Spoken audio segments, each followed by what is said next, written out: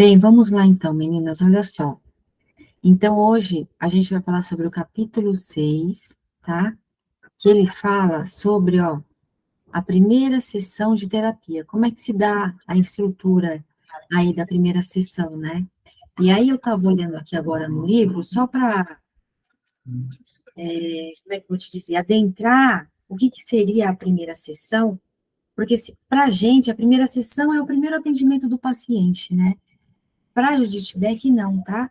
Ela fala de que a gente primeiro tem que realizar a sessão de avaliação, tá? E essa sessão de avaliação, o que ela é? Quer ver? Eu só vou ler alguns pontos aqui para a gente só saber diferenciar, para não ficar confuso. E é depois de alguns encontros que realiza a sessão de terapia. A terapia em si mesmo que começa, né? Quer ver, ó, a sessão de avaliação, o que que ela fala? Que é o capítulo até anterior, tá? Objetivo da sessão de avaliação. Volto a dizer, é anterior a essa aula que a gente vai ter agora, mas só para retomar. E fala assim, ó, avaliação, qual o sentido dela, não é? Veja você, ó, é para a gente colher as informações positivas e negativas para fazer um diagnóstico acurado e criar uma conceitualização cognitiva e iniciar um plano de tratamento. Olá, Luciane, boa noite, tudo bem? Determinar se você será um terapeuta apropriado e poderá fornecer a dose adequada de terapia, nível de assistência, frequência das sessões e duração do tratamento. Descobrir se serviços ou tratamento adjuvante, como medicação, podem ser indicados. Dar início a uma aliança terapêutica com o cliente, com familiares, se for relevante. Familiarizar o cliente com a TCC e, por último, estabelecer um plano de ação fácil, tá? Bem, então vamos lá e a gente dá início aí a esse capítulo 6. Meninas, se vocês quiserem fechar o microfone, tá bom? Para não dar, como é que se diz, interferência aqui na aula, quando o pessoal for assistir, tá bom? Ó, vamos lá. Primeira sessão de terapia. O que que ela fala que precisa ter? Ó, o objetivo mais importante na primeira sessão é inspirar esperança, fornecendo psicoeducação, era junto aí, né, acabou saindo separado, ajudar o cliente a se sentir melhor, identificando os valores, aspirações e objetivos dele, estabelecer o rapport, que aí no caso é a aliança terapêutica, né, familiarizá-los com o tratamento, e fazer uma verificação do humor, para que possa monitorar o progresso e adaptação ao tratamento. Coletar dados adicionais para a conceitualização, informá-lo sobre o modelo cognitivo, programar atividades ou trabalho sobre uma questão, desenvolver um plano de ação e obter feedback. Esse, ó, a verificação de humor, tá? É um questionário que a gente aplica, passa para eles, que é o famoso questionário de humor de Beck, que é o questionário que avalia nível de ansiedade, depressão e o de desesperança, tá? Não sei se vocês têm, se vocês não tiverem, eu posso passar para vocês. E essa verificação de humor, eu aplico uma por mês durante 3 meses. Aí no livro, o Judith Beck estava falando para aplicar semanalmente, sabe? Para ir vendo como é que o paciente está. Esse semanalmente, eu faço a avaliação no atendimento, tá? Que eu pergunto como é que está o humor hoje, qual o nome que dá para o humor, tá? Numa escala de 0 a 10, por exemplo, a pessoa fala assim, eu tô feliz. Aí a gente pede, sabe, para avaliar numa escala de 0 a 10, quanto você atribui de felicidade? E aí a gente vai monitorando nesse sentido. E essa escala, como eu disse, eu aplico uma por mês durante 3 meses. E assim, eu já fui percebendo pelos pacientes, tá? É incrível quanto essa escala ajuda, porque a gente vai vendo pelo decorrer dos meses, vai diminuindo aí a ansiedade, a depressão e vai aumentando o nível de esperança, sabe? Não que necessariamente seja assim, né? Mas geralmente a gente vai percebendo muito esse movimento.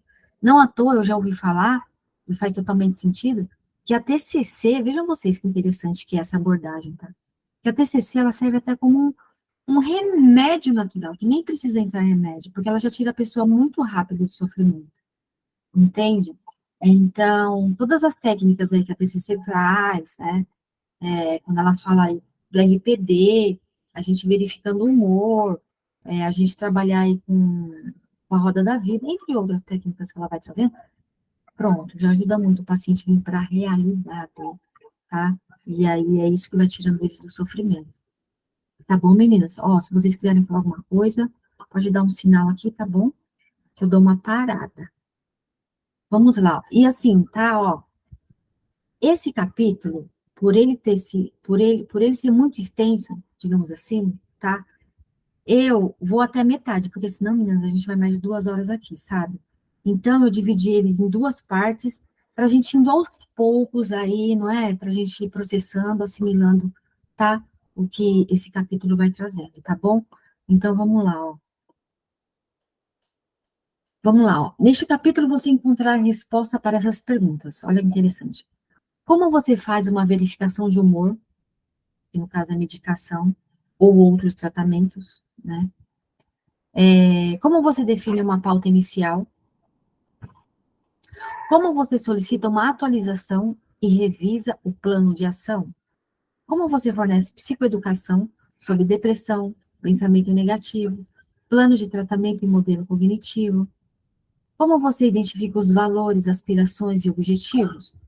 Como você define um plano de ação? Como você resume a sessão e obtém feedback? Vejam vocês, ó, esse livro é fantástico, tá? Realmente, ela dá o passo a passo, se, ó, quem está iniciando para TCC e tiver meio se sentindo insegura, é esse livro.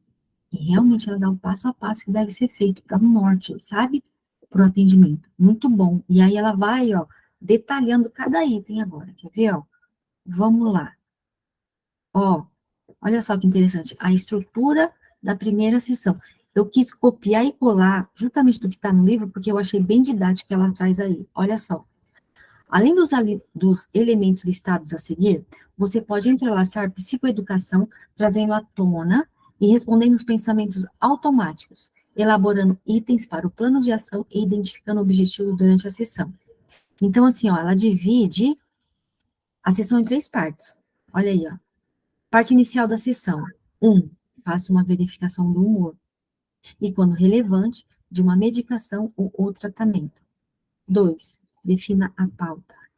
3. Solicite uma atualização, desde a avaliação, tá? E revise o plano de ação. 4. Discuta o diagnóstico do cliente e forneça a psicoeducação. Parte intermediária da sessão 1. 5. Identifique aspirações, valores e objetivos. 6. Faça a programação de atividades ou do trabalho sobre um problema. 7. Colaborativamente, defina um novo plano de ação. Verifique a probabilidade de execução. E a parte final da sessão, 8. Apresente um resumo. 9. Verifique o quanto é provável que o cliente execute o novo plano de ação. E 10. Obtenha feedback. Ó, ela vai detalhar tudo aí nas próximas páginas, vamos dizer assim, tá cada item. Então, vamos lá, meninas, estamos juntos até aqui? Se vocês quiserem parar, viu? Então, vamos lá, ó. Antes da primeira sessão, revise a avaliação na admissão do cliente e tenha em mente sua conceitualização inicial e plano de tratamento enquanto conduz a sessão. Como é importante adaptar o tratamento ao indivíduo, esteja preparado para mudar o curso se necessário. A maior parte das sessões ambulatoriais na TCC dura cerca de 45 a 50 minutos, mas a primeira, em geral, dura 1 hora. Tente identificar um ou mais dos pensamentos automáticos do cliente em algum momento durante a sessão. Depois você pode introduzir e reintroduzir o modelo cognitivo, ou pode apresentar um exemplo. Além disso, Procure oportunidade durante a sessão para gerar emoções positivas. Por exemplo, fazendo os clientes criarem uma imagem visual nas suas mentes em que concretizam suas aspirações, tendo uma breve conversa sobre seus interesses e valores, e ou usando autoexposição. Meninas, deixa eu dar uma pausa aqui, ó. Eu volto a dizer, tá? Eu achei muito interessante esse terceiro livro aí da terapia cognitivo comportamental, porque Judith Beck traz que a gente precisa reforçar os pontos positivos que os clientes vão trazendo. Por quê? Porque eu vou percebendo que isso que vai contribuindo a eles saírem do sofrimento e, consequentemente, da depressão, tá? Então, assim, embora o paciente traga os pontos positivos, é interessante focar ali, reforçar e ir convidando o paciente para olhar para aquilo, tá? Tem uma entrevista que eu coloquei da Judith Beck, paciente dela, ele, ela faz muito esse movimento. E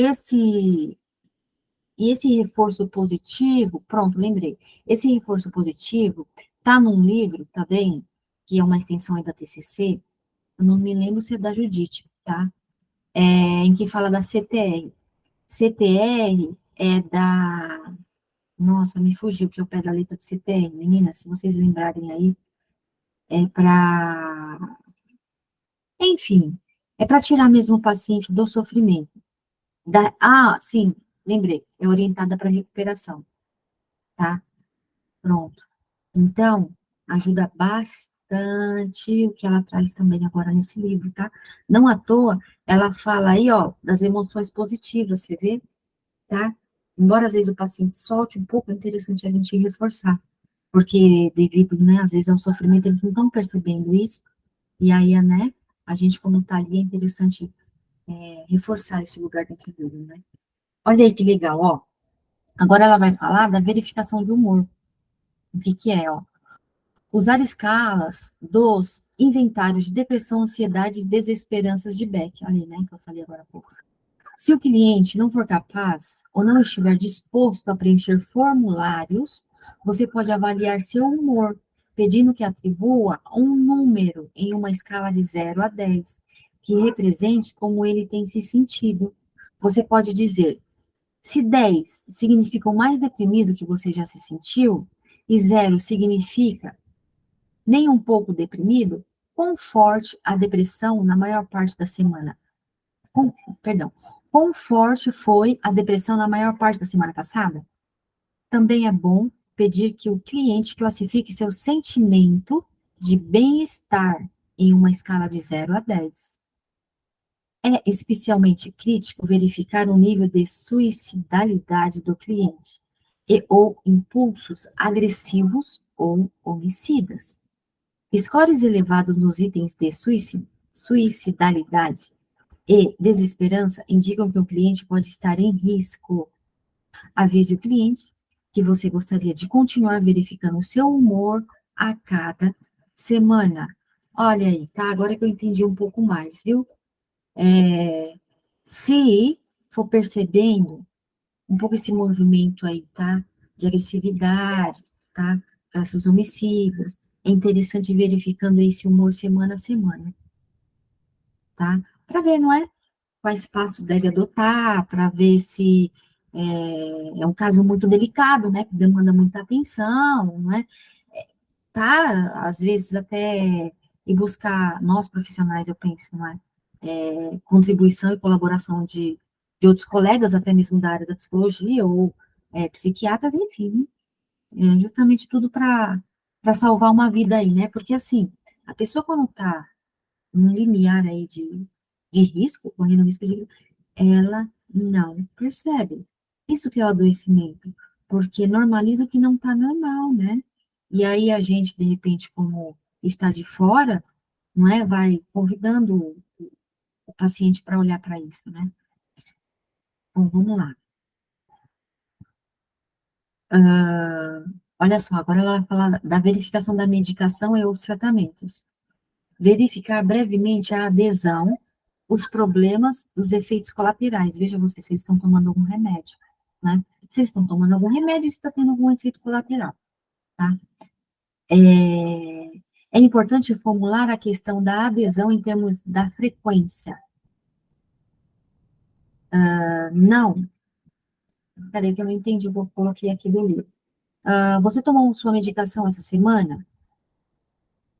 Mas quantas vezes essa semana você conseguiu tomar essa medicação na forma prescrita pelo médico? Sim, tá. É um diálogo de que traz aí com o paciente, tá? Para verificar a respeito aí da medicação, tá? E aí, ó, ela traz dicas clínicas. Se o cliente estiver hesitante em marcar uma consulta, que no caso ela se refere ao médico psiquiatra, poderá estar disposto a examinar as vantagens e desvantagens de não marcar uma consulta. É útil sugerir que ele não tenha que se comprometer em tomar medicação ou em receber um tratamento adjuvante. Ele pode apenas obter mais informações e depois decidir, tá? Então, assim, interessante olhar para isso, né, a questão da medicação. Olha aí, ó, agora ela vai falar a respeito da definição da pauta inicial, tá? Vamos lá.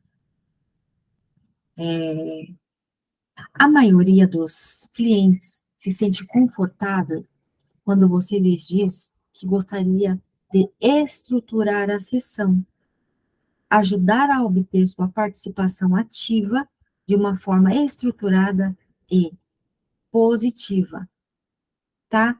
Então, assim, tá só ficar aqui na pauta. A pauta é o que o paciente, de repente, sabe quer trazer ali naquela sessão, ou o que, de repente, nós, como terapeutas, pensamos antes, tá? De acordo com a avaliação que foi feita para levar ali para aquela sessão, tá? Porque às vezes o paciente, às vezes, não traz nada mesmo, não é? Então, é interessante, às vezes, a gente ter, vamos dizer assim, essa carta na manga para o que já trabalhar naquela sessão. Mas, como, né, a gente sempre diz que a TCC é colaborativa, é sempre interessante vendo com o paciente, se ele tem questão para trazer. Senão, a gente pode, não é, ir colocando já algo ali para ir direcionando a sessão, né, e a terapia. Vamos lá, ó. Atualização e revisão do plano de ação.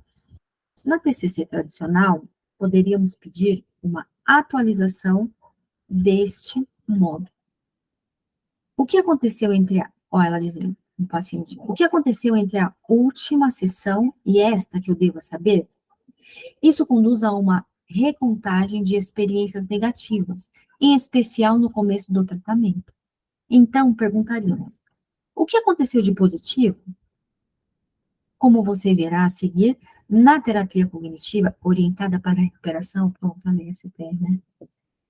Tendemos a começar por experiências positivas e ajudamos os clientes a tirarem conclusões adaptativas.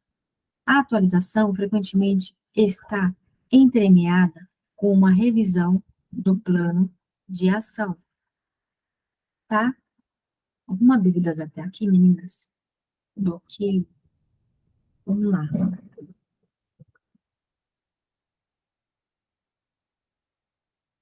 Pronto, ó, eu quis trazer esse trecho da sessão de feedback com o seu paciente ele, para ver como é que ela trabalha com ele a respeito do plano de ação, tá? Vamos lá, ó. A Judite falando. Sabe aí, quando as pessoas estão deprimidas, elas costumam se preocupar com todos os seus problemas. Assim, é importante focar no que realmente está indo bem. Você poderia pensar sobre a semana passada e me dizer quando esteve no seu melhor momento? Olha aí, Judite, já reforçando o ponto positivo. Você vê a CTR? Aí o Abe pensa lá. Foi quando eu levei meu neto, Ethan, para tomar sorvete. Então, você conseguiu fazer isso? Sim. Isso é ótimo. Isso fazia parte do seu plano de ação. Sim, foi bom. Você vê Judith Beck convidando ele para olhar para os pontos positivos? Tá? A Judith continua. Você tomou sorvete? Ele sim. E Ethan, que é o neto? Ele se divertiu. Ele se divertiu? Acho que sim. Olha o que ela fala. Faça o Abe focar nessa experiência e tirar conclusões positivas sobre ela e sobre si mesma. Tá, meninas? Essa técnica é interessante da Judite, viu? Reforçar os pontos positivos, porque isso daí que vai contribuir no paciente sair quanto antes da depressão, o quanto antes dele estar se sentindo deprimido, Por quê? Porque vai trazendo ele para a realidade, não é verdade? Não é uma distorção, não é? A gente está olhando para pontos positivos que foram acontecendo, por quê, né? Porque quando a pessoa está deprimida, ela tende a distorcer a realidade, a catastrofizar e ter um olhar muito tendencioso, sabe, para o que é negativo, né? Então, a gente reforçando isso que de positivo vai acontecendo, ó, já vai dando um start, vamos dizer assim, né, na mente dele, ele fala, olha, é verdade, foi bom, vou fazer mais isso. Né? Achei interessante isso que a Judith traz. Vamos lá, ó. Reforçando o modelo cognitivo. Ó, essa é boa, hein? Modelo cognitivo. Eu percebo pelos pacientes que esse modelo aí contribui muito para eles saírem do sofrimento. Vamos lá. Ó. Como muitos clientes, Abe expressava um pensamento automático, autocrítico. Aproveito a oportunidade para estruturá-lo de acordo com o modelo cognitivo. Mostrar para o cliente quais estão sendo as suas distorções. Olha que legal isso. Entende? Vamos lá. Ah, sim, ó. Aqui eu quis trazer um modelo que eu uso, tá? Inclusive, eu até subi esses dias pro YouTube, quem não viu, até é bem interessante, está bem didático, que eu expliquei. E é isso aqui que eu explico com os pacientes que eu atendo, tá? Eu explico esse modelo cognitivo aqui, ó. Peraí, deixa eu voltar para lá. Ó, Querida, tem como você mandar no grupo para nós? com certeza. Ai, faz Envio. esse favor, coloque a escala que você falou, e esse daí vai nos ajudar bastante. Tá bom, tá bom. Edna, se eu esquecer, você me lembra? E lembram? Legal, legal. Envio sim, envio. Tá? Ó, enfim, tá? Eu explico esse modelo aí cognitivo. Tá lá também no YouTube, que é bem legal. Ajuda os pacientes a ficarem já mais. Ai, como é que eu vou te dizer? Os pensamentos automáticos negativos começam a ficar mais positivos, vamos dizer assim, tá? Mais coerentes aí com a realidade, a partir desse modelo. E eu também trago para eles, ó, essas distorções aqui, ó, tá? Tá muito pequeno, aí, mas depois eu compartilho lá no grupo. Essas distorções é que Judith Beck traz mesmo, que são as distorções cognitivas, ou seja, ó, pensamento do tipo tudo ou nada, tá? Ó, catastrofização, desqualificação ou desconsideração do positivo, enfim, tá? Ó.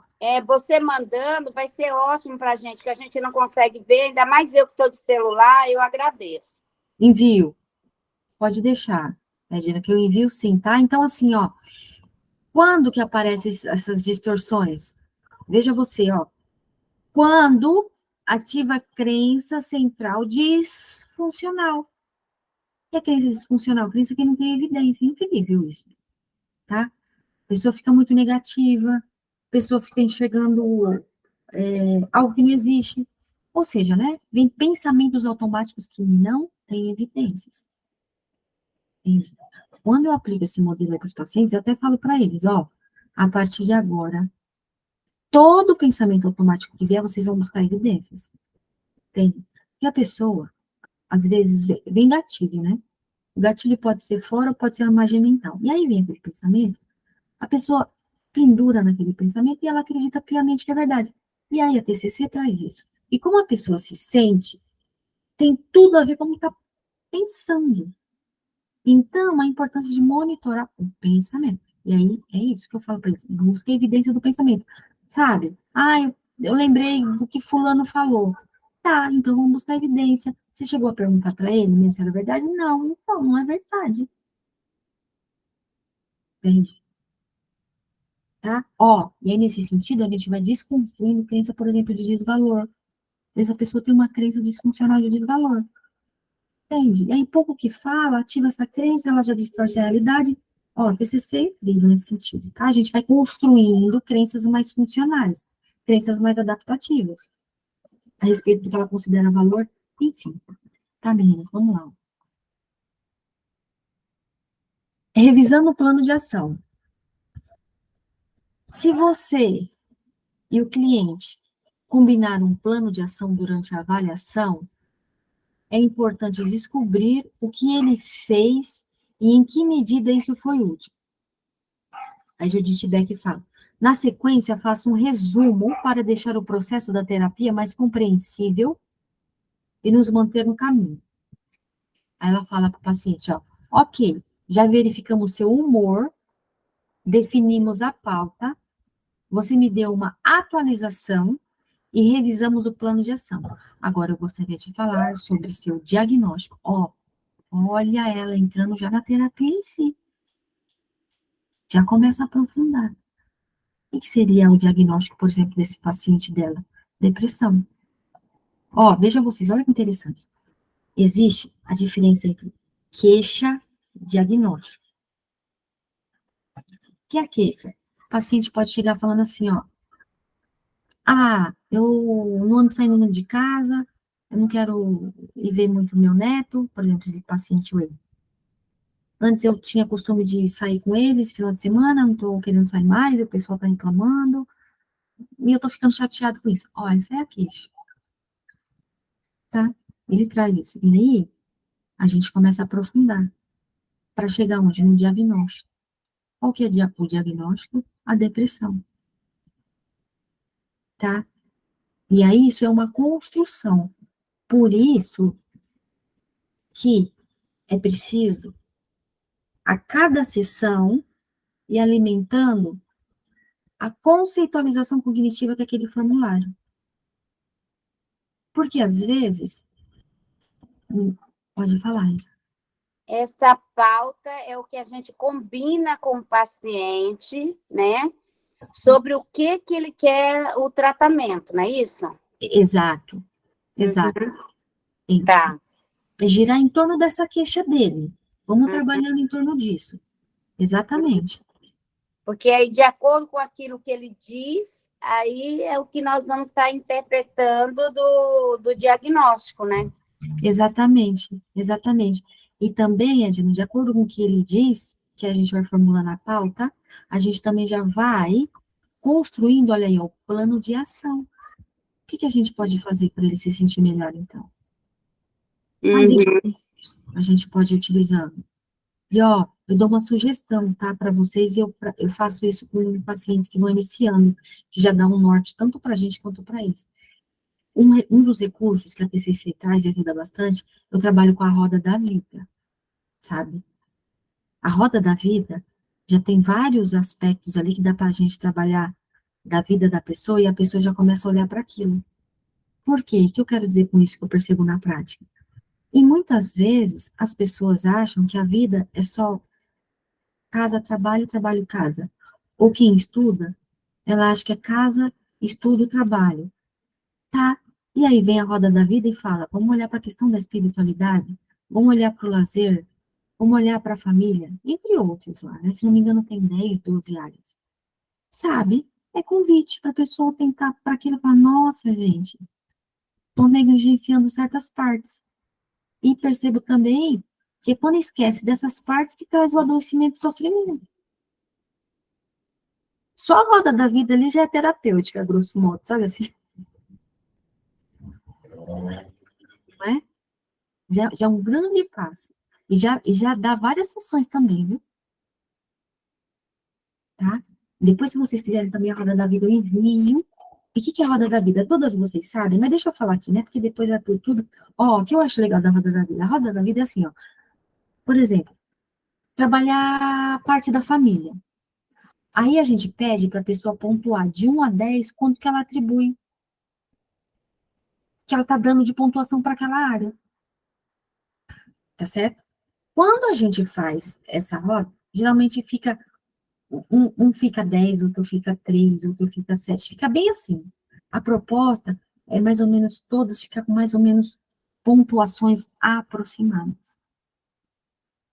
E conforme a gente vai fazendo isso na sessão, ó, geralmente vai 2, 3 sessões, viu? Dificilmente vai uma, a não ser que tenha pacientes que eles falem pouco.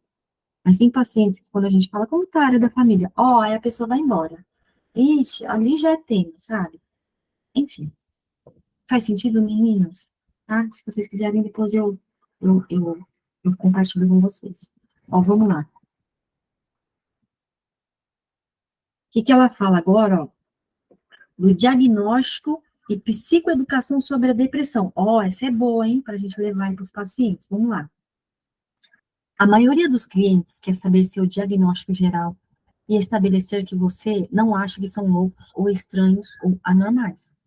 Em geral, é melhor evitar o rótulo de um transtorno de personalidade e, algumas vezes, uma condição de saúde mental grave. Na primeira sessão, e em vez disso, descrever as dificuldades que o cliente experimentou. Por exemplo, aparentemente você tem transtorno depressivo maior. Também parece que você tem alguns problemas antigos com os relacionamentos e com o trabalho. Está certo? Olha só que genuína pergunta que ela faz, delicada, não? Bacana isso, né? É uma psicoeducação mesmo. Vamos lá, ó. É aconselhável deixar que o cliente saiba que você fez o diagnóstico e oferecer alguma psicoeducação inicial sobre a condição dele. Queremos que ele comece a atribuir parte dos seus problemas ao seu transtorno e não ao seu caráter. Pensamentos como: tenho algo de errado comigo, eu sou preguiçoso, ou não sou bom, afetarão seu humor de forma negativa e provavelmente seu comportamento, e assim reduzirão sua motivação. Você vê que interessante? Fazer a distinção. Fala que o que ele está sentindo tem a ver com o transtorno, não é com o caráter dele. Não é? Porque às vezes a pessoa vem achando, ó, tem algo de errado comigo. Ela acha que ela é isso. Não, é parte. E é essa parte que a gente vai tratar. Tá? Que no caso aí, não é? A depressão é um reflexo do transtorno. Que transtorno é esse? Penso eu que o Judith Beck está se referindo. Minto não. Penso não. Minto. É esse mesmo, ó. Ela diz ali, transtorno de personalidade. Quais os transtornos de personalidade que tem, né? Ó, às vezes a pessoa pode ser borderline. Às vezes ela pode ser narcisista. Às vezes ela pode ter sociopatia. Entre outros, né? A esquizotipia. Enfim. Só que isso daí, ó, eu tô indo longe, tá, meninas? É só um parênteses, vocês não precisam fazer isso. Mas é onde, com o tempo, é interessante ter um olhar, porque ajuda também a contribuir no processo. Ó, outra coisa, parênteses também. Essa semana, semana passada, um paciente mesmo perguntou se ele tinha transtorno de personalidade borderline, porque a namorada disse isso dele, porque a namorada é médica. Ele ficou com isso na cabeça. E aí, o que eu compartilhei com ele? E compartilhei até a tela, porque faz um tempo que eu atendo ele. Eu compartilhei o DSM e li com ele o transtorno de personalidade narcisista, porque parecia bastante, tem traços. E assim, tudo que eu fui lendo lá, ele disse que foi se encaixando. E você quer saber de uma, ele gostou. Por quê? Porque agora ele vai dar um lugar para isso, ele sabe o que é isso, o que faz com isso. Não está perdido mais. Sabe? Não à toa, só para fechar. Eu quero mais para frente trazer no nosso grupo de estudo para a gente estudar o DSM. A gente precisa saber disso. Sabe assim, só de bater o olho e falar, tem traço narcisismo, tem traço borderline, entende? Porque, quer ou não, eles podem perguntar. Se sentir insegura, fala, ó. E eu faço assim também. Confesso para você que eu ainda não tenho um diagnóstico fechado, estou estudando o seu caso. Vou olhar para isso, nas próximas sessões a gente pode trazer aí para de repente olhar para isso. Não é? Porque contribui aí para sair do sofrimento, não é? E aí ela continua, ó. Depois disso, lista os sintomas que ele vem apresentando para indicar que ele tem a doença depressão. Diga-me se estou certa. Você está cansado o tempo todo? Você tem se sentido muito deprimido há bastante tempo? Você perdeu o interesse por quase tudo? Você raramente tem uma sensação de prazer? Não tem apetite? Tem dormido muito mais? Você tem problemas de concentração e para tomar decisões, e algumas vezes até pensa em morte. Todos esses são sintomas do que é chamado transtorno depressivo maior. E isso é uma doença real, tá? Olha como que ela aborda com ele. E aí, olha só, ela continua. Depois de descrever seus sintomas, quero oferecer esperança a ele. Ela fala, felizmente, pesquisas mostram que existe um tratamento, de fato bom para isso, a TCC. Esse é o tipo de tratamento que eu faço. Então, o que acha dessa ideia de que você tem uma doença real? Acho que o que você disse faz sentido. E eu faço todas essas coisas. Isso me descreve. Não sei sobre a ideia da doença. Muito disso é como se eu não estivesse fazendo o que deveria estar fazendo, tá? Tamo junto até aqui, meninas. Posso continuar? Vamos lá. Psicoeducação sobre depressão e pensamento negativo. A Judith Beck falando. Mas não é culpa sua ter pensamento deprimido. Esses pensamentos simplesmente surgem de modo automático. De fato, nós os chamamos de pensamentos automáticos. E pensamentos automáticos são os sintomas de depressão, assim como o cansaço, o sono excessivo e um humor deprimido. Ok, tá? E aí, continuando, ó. E aí ela traz a psicoeducação adicional sobre o plano de tratamento e pensamento deprimido. Como você está deprimido, sabemos com certeza que alguns dos seus pensamentos automáticos não são 100% verdadeiros. Outros podem ser verdadeiros, mas eles são realmente inúteis. Vou lhe ensinar como avaliar seus pensamentos para que você possa ver por si mesmo o quanto eles são acurados ou úteis, ok? Aí ela continua. Acho que eu pulei um trecho aí, mas vamos lá. Exato. E quando as pessoas estão deprimidas, acho que ela fala, ok, ele fala, ah, tudo bem. Ela, então, exato. E quando as pessoas estão deprimidas, é como se estivessem usando antolhos também. Tudo o que conseguem ver é o que está imediatamente à sua frente. E todas essas coisas, já que elas estão de óculos escuros, parecem de fato terríveis e muito negativas.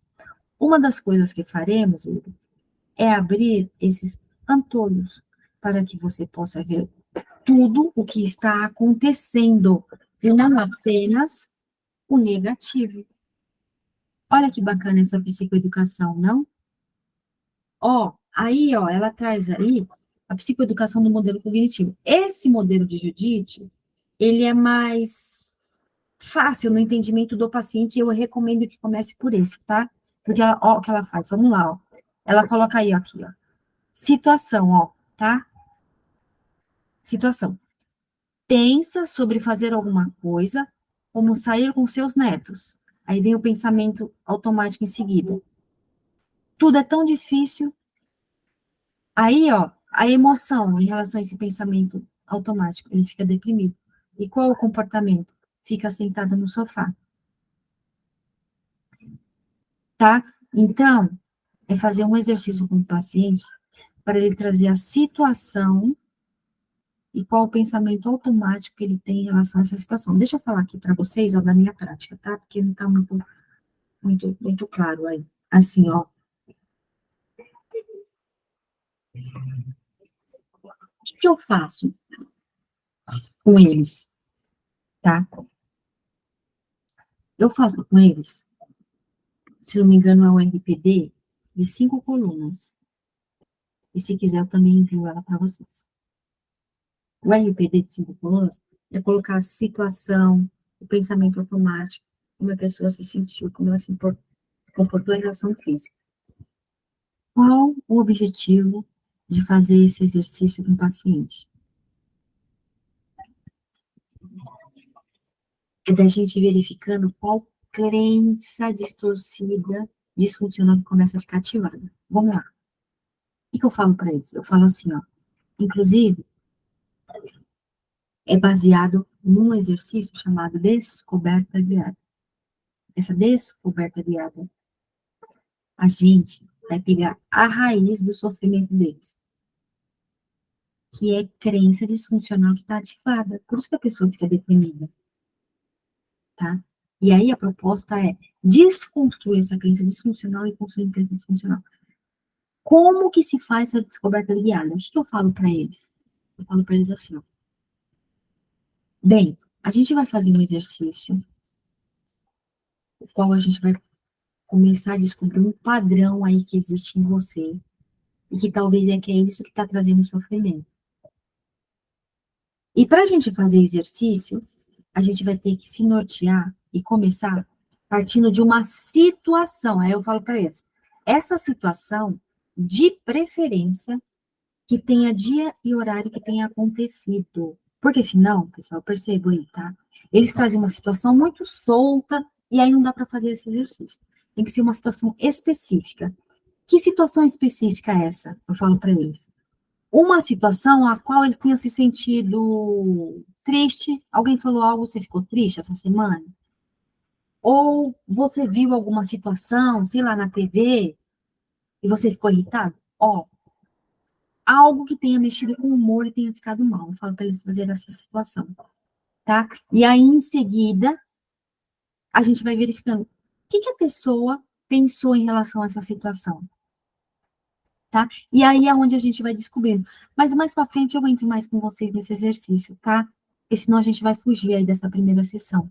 Mas eu só tô dando um spoiler e adiantando para vocês de como lá na frente a gente descobrir crenças que estão ativadas, tá? E a gente tem que quebrar esse padrão aí, desconstruir essas crenças, porque é isso que vai amenizando o sofrimento, tá bom, menino?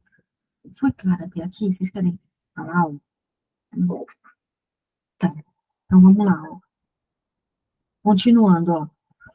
Agora, se você tivesse tido outro pensamento, será que teria se sentido de forma diferente? Por exemplo, se tivesse o pensamento, bem, tudo parece tão difícil, mas como eu estou deprimido, isso pode não ser verdadeiro. A terapia faz sentido. Judy diz que ela pode me ajudar. E eu já fiz uma coisa boa levando leite para tomar sorvete. Se você tivesse tido esses pensamentos, você acha que teria se sentido como? Eu acho que continua aqui. Ó, você acha que teria se sentido? Ela pergunta, né? Ó, ele fala, ó, melhor, tá? Olha, ela aí trazendo um outro tipo de pensamento aqui, ó, do pensamento automático, ó. Quando ele fala, tudo é tão difícil, mas se ele tivesse pensado diferente, olha aqui, ó. Bem, tudo parece difícil, mas estou deprimido e isso pode não ser verdadeiro. Tá entendendo? Que é começar a enxergar de uma maneira diferente a mesma situação, que é sair, ó, do pensamento em túnel, que fala que é pensamento distorcido, a pessoa só olhar por um caminho e flexibilizar esse pensamento, para vir outras possibilidades. E para vir outros tipos de pensamento, é onde também usa a técnica aí da TCC, que é chamado de questionamento socrático, né? O questionamento socrático é questionar o pensamento automático, é pensar sobre pensar. Por exemplo, esse pensamento automático, tudo é tão difícil, tá, mas o que é difícil para você? Sabe? E vai puxando, até ele percebendo que existem outras possibilidades de pensar em relação à mesma situação. Tá bom, meninas? Prosseguindo, ó. Como ele se sentiria melhor? Olha aí, ó. E aí ela traz a psicoeducação adicional sobre o plano de tratamento do pensamento deprimido. Eu acho que eu coloquei repetitivo aí, né? Ou não? Não. Ó, como ele se sente melhor? Exato. Não é a situação diretamente que faz você se sentir cansado, ou mal, ou deprimido. É o que você está pensando nessa situação. Assim, se você teve o pensamento, tudo é tão difícil, é claro que irá se sentir deprimido e ficar sentado no sofá. Se você tiver um pensamento como, bem, a terapia faz sentido, Judy diz que ela pode me ajudar, então poderá se sentir um pouco melhor e será mais provável que faça alguma coisa. Entendo, ele fala, olha aí, tá? Interessante, né? Ela continua. Uma das coisas que será realmente importante nesse tratamento é que você aprenda a identificar seus pensamentos automáticos. Isso é apenas uma habilidade, como aprender a andar de bicicleta. Vou lhe ensinar a fazer isso, e depois vamos descobrir se um pensamento é 100% verdadeiro ou 0% verdadeiro ou algo em um ponto intermediário. Então, antes de levar Ethan para tomar sorvete, você estava pensando que isso seria uma coisa muito difícil de fazer? Sim. E qual foi o resultado? Muito bom. Olha aí, tá? Aí ela traz dicas clínicas. Quando as habilidades cognitivas dos clientes estão prejudicadas ou limitadas, você pode usar recursos de aprendizagem mais concretos, como personagens de quadrinhos, com várias expressões, para ilustrar as emoções com balões de pensamentos acima de suas cabeças. Olha aí, ó, para ilustrar as emoções. Um filme também que eu recomendo para alguns pacientes é um filme chamado Divertidamente. É,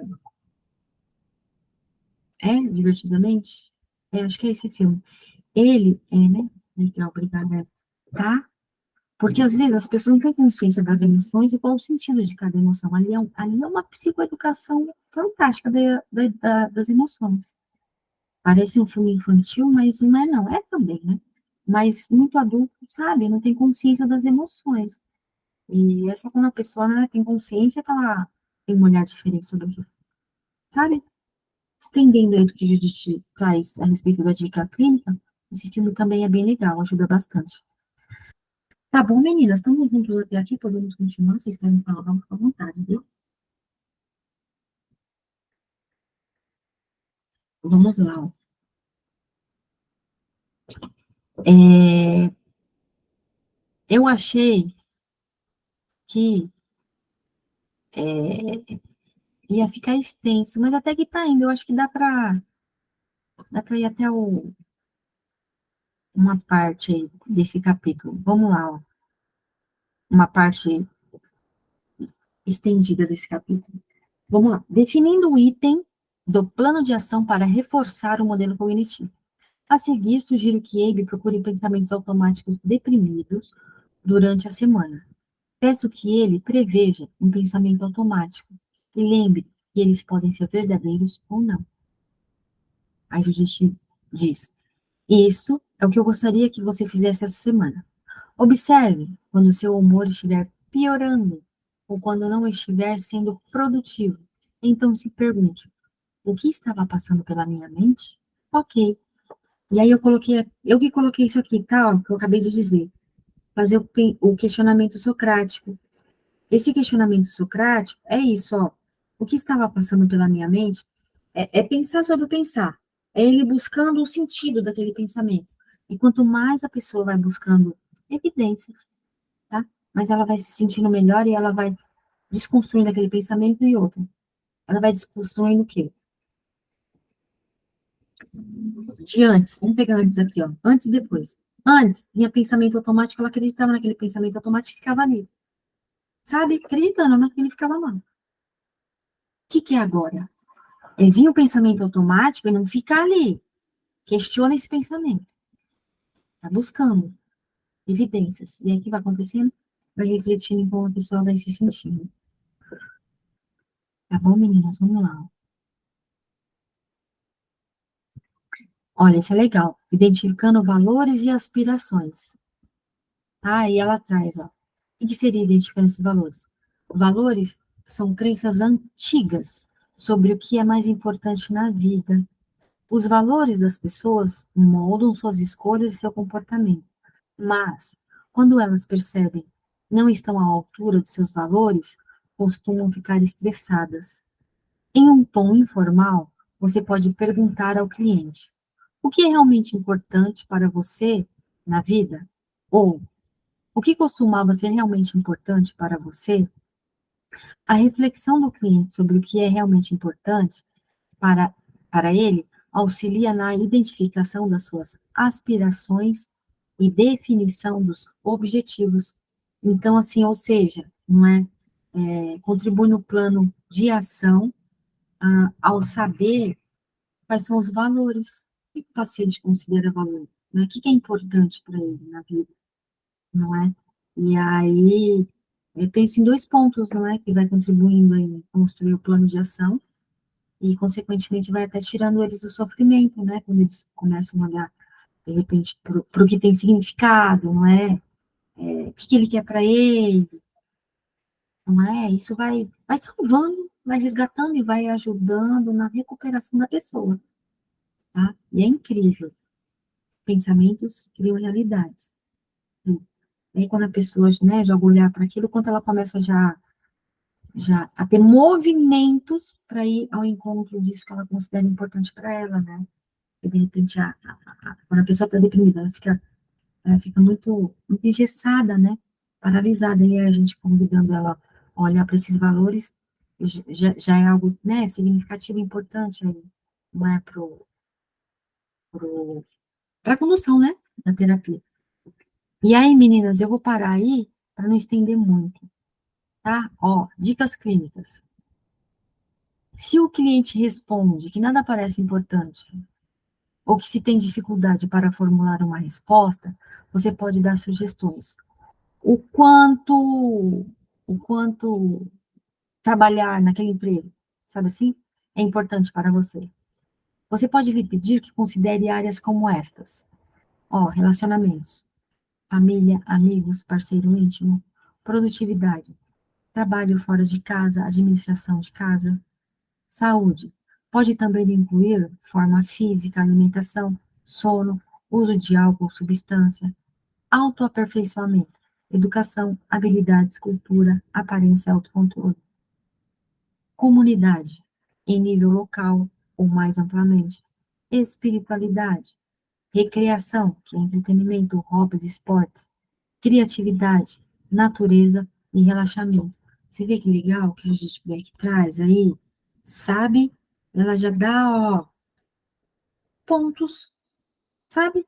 De convidar o paciente a olhar para isso. E ajuda também, penso, o nosso trabalho, na verdade, no sentido de dar um direcionamento, de dar um norte aí do que a gente pode ir trabalhando com o paciente, não é? Porque se a pessoa é isso, ela estiver perdida, a gente pode, né, trazer. E penso, meninas, penso, ó, pode até levar isso daí por escrito e ler com eles. Sabe assim, ó, se você não tem pontos importantes para você trazer agora, o que você acha de olhar para esses pontos aqui, ó? Vou ler para você, vamos lá, vamos. Ler esses pontos, ó. Lê, tal. E aí depois, se a pessoa quiser até ficar, pode enviar uma foto, sei lá, pelo WhatsApp para a pessoa, sabe? Para ela pensar nesses pontos e construindo a partir daí. Não é verdade? Porque a gente é caminho também, não é? Para a pessoa ir acessando esse inconsciente dela, não é? Que tem o costume de brincar com os pacientes, de chamar que é um jardim secreto, que é um lugar fértil, rico, milionário, que tem muitas descobertas ali. E aí a gente vai conduzindo, não é? Eles ir olhando para esse lugar e resgatando pontos que certamente tem dentro deles, mas eles não têm consciência ainda que tem, né? E eis nossa profissão, eis a ferramenta que é a TCC, para levar eles para esse lugar, não é? E aí deu início, né, ao tratamento, deu início à terapia, não é? E aí isso contribui muito, isso ajuda muito na aliança terapêutica. Quando o paciente vê luz no fim do túnel, sabe? Tá? De que não é ele que é assim, ele que é errado. Não, sabe? É olhar para esse lugar e falar, nossa, é mesmo. Nunca parei para pensar nisso, tá? Olhar para isso. Isso é a raiz da terapia, né? Que passa, assim, às vezes até um trabalho genuinamente artístico, não é? Bem, meninas, então é isso, para não entender muito, porque, como eu disse, o capítulo é extenso, sabe assim? Se vocês quiserem falar algo, deixa eu parar o compartilhamento aqui, ó, tá? Se dicas, sugestões, críticas, elogios, enfim, tá? Fiquem à vontade. Quero mandar um beijo para Marcela. Ô, minha amiga parceira, estamos aqui. Tamo junto, né, Marcela? Estamos juntos estudando, amiga. É Isso, isso a gente aí. vai crescendo juntas. E obrigada, viu, Silvia, por pôr a página. Ajudou muito. Que bom. Obrigada, amor. Foi ótimo. Ah, que bom, meninas. Fico feliz de você estar aqui, tá bom? Aprendo muito também quando eu ensino. É um lugar novo para mim. Estou gostando bastante, sabe? Quando a gente compartilha, a gente aprende bastante. E está sendo uma experiência muito gostosa. Que bom que vocês estão aí, tá bom? Então é isso, meninas. Beijo. Beijo, boa noite e até o nosso próximo encontro aí, viu? Tá joia, beijo. Beijo. Se você puder colocar as coisas agora, seria bom. Tá. O modelo cognitivo, as distorções, a escala, a roda da vida, o RPD, sobre as crenças centrais. Se você mandar para nós, vai ser ótimo, porque agora a gente está parada, a gente já vai dando uma olhada. Que bacana, Edna, você foi anotando tudo, gostei. Eu anotei tudo que você falou. Ah, Edna, fico feliz, que bom. Tá joia, já envio, Beijo. já então. Beijo, menina, a gente se fala por lá. Beijo. Até mais, Tchau, tchau, tchau. tchau, tchau.